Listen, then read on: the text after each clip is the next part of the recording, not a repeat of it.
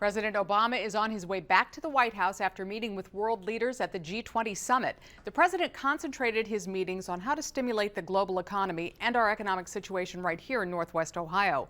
Washington Bureau Chief Jacqueline Policastro was there when the president addressed the media. She explains how politics dominated the news, but not the summit. President Obama met with a small group of press inside this briefing room, but his remarks were not what you'd expect for a G20 economic summit.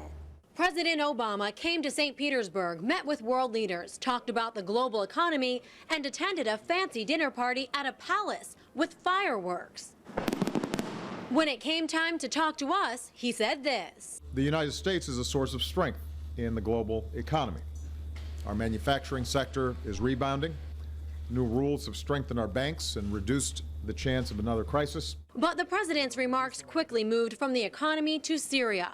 Nearly every reporter called on asked about the possibility of U.S. force there. The president was clear on his position. We may not solve the whole problem, but this particular problem of using chemical weapons on children, this one we might have an impact on, and that's worth acting on.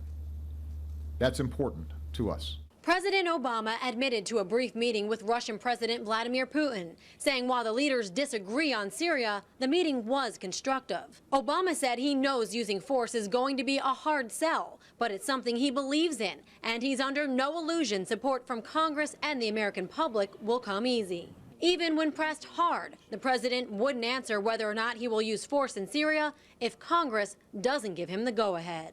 I understand the skepticism. I think it is very important, therefore, for us to work through systematically making the case to every senator and every member of Congress, and that's what we're doing. President Obama told us he will address the American public about the crisis in Syria on Tuesday. Reporting in St. Petersburg, Russia at the G20 summit, I'm Jacqueline Policastro.